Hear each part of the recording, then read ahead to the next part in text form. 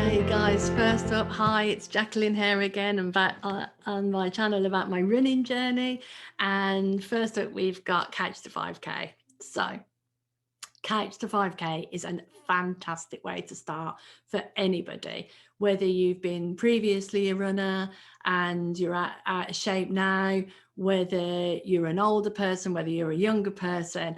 It's just a brilliant way to start. It will be different in different countries, but there's a Couch to 5k everywhere. I used the NHS one and it had different coaches on there that you can choose. It's very simple, it's very straightforward, and it's just meant to get you started, really. They call it Couch to 5k.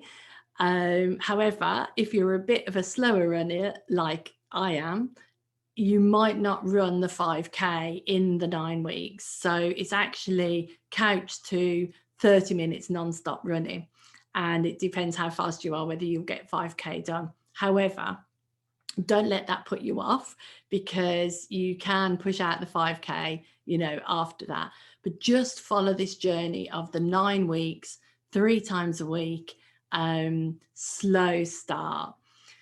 Now, the first tip that I've got is plan your runs. So when I first started, I as I said, I didn't want to run. I wasn't a runner. I was inspired by Gary.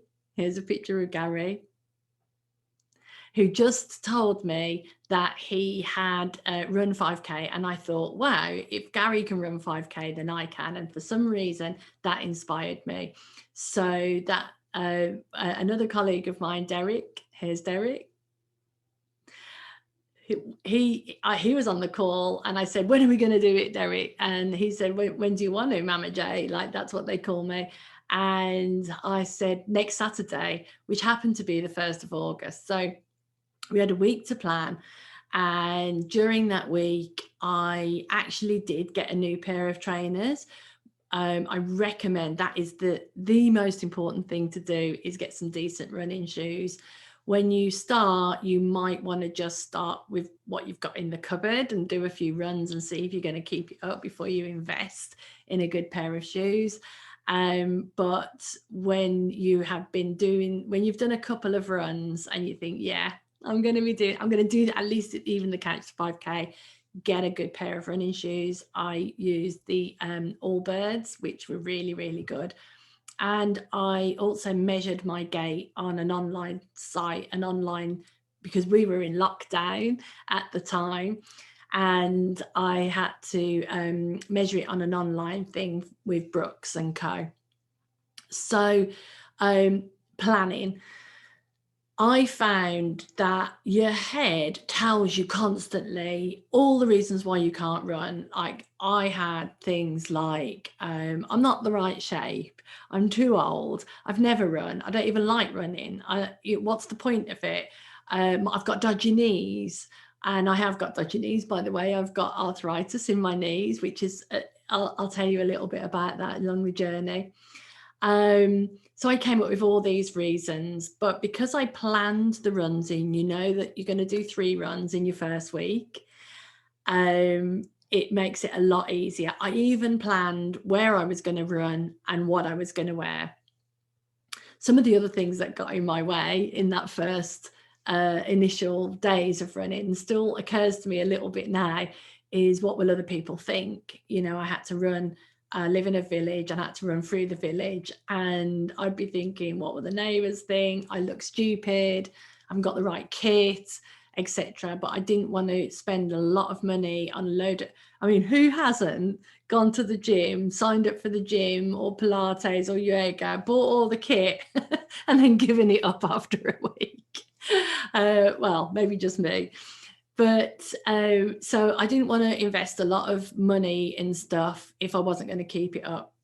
So I had all of that, but I learned not to listen to myself and to ignore all of that sort of dodgy thinking, if you like.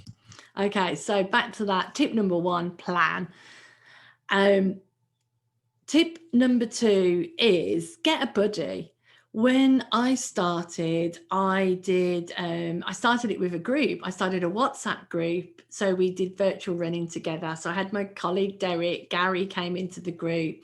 Then we had Dazzle and Lolly and Ali and various other people joined the group. And that helped more than anything. So you don't have to go, you can keep it as simple as just have a running buddy that you are texting that's doing the journey with you. The reason being is that we shared little videos at the end of each run or little chats in the WhatsApp about how we were feeling, what we were doing, when we were going to run, and we just supported each other and kept each other going. And I really believe, and other people in that group as well said that they wouldn't have completed that journey without that group. Because of the group, on the mornings where I woke up and thought, oh no, I don't want to do it today, I just thought, I don't want to let the group down. So I'd go out and not want to let the group down. Or there were times when they were all running and they were posting their running videos and I wasn't planning to run, and I'd be like, I'm running now as well. So I'd want to go and do a run. So that's my second tip, is get a buddy or start a running group and share the journey. So my third tip is Headspace. Now you're going to hear a lot of this from me: Headspace, mindset, etc. There's a lot of myths and misunderstanding about where the motivation to do anything comes from. And what this journey taught me more than anything, and I do this in my day job anyway, is that Headspace is like the number one thing that can stop you and the number one thing that can keep you going. So there's a balance between absolutely trusting yourself. So if you feel we'll talk more about this, but that if you know that you shouldn't be running that day, then you probably shouldn't run in. But that's different from listening to all that negative chatter about, you know, why you shouldn't be running. And there's a really different feeling. So we'll talk a lot about that. In that first initial sort of 3 to 6 runs, that Headspace will be crucial.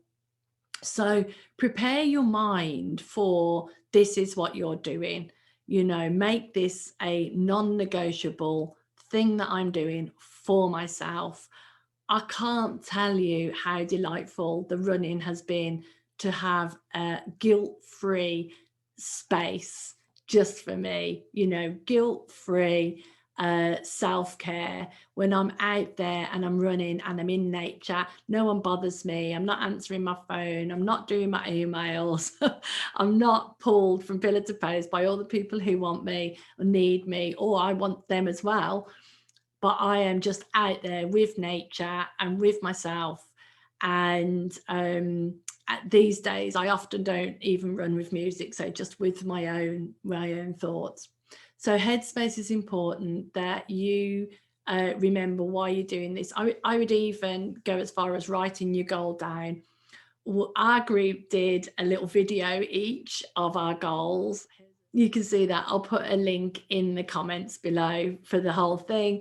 But it'd probably be helpful to write your goal down and to remember why you're doing it. Even during the run, I would often get thoughts like, I don't even know why I'm doing this. I don't really have time for it. I'm not fit enough for it. What about my dodgy knees? I don't like running. Oh, I do like running. Oh, wow, look at that view. I mean, you know, like chatter. And what you've got to learn to do is completely ignore that. I think that's why many people listen to music or listen to podcasts while they're running, because it drowns out that internal chatter. So learn to drown out your internal chatter. It happens, it will happen. It was loudest for me before I got out the door, but I learned to just ignore it and do it anyway. So at this point, I recommend that you just go and do your run, and you could watch my videos from the first 2 weeks of the runs, where the first 6 to 9 runs where I was doing the Couch to 5K, and I just recorded how I felt as I went on, a little bit of the view as well, which you might enjoy. Do whatever you can to enjoy it. And I'll do another video on the next stage. Lots of love. Bye.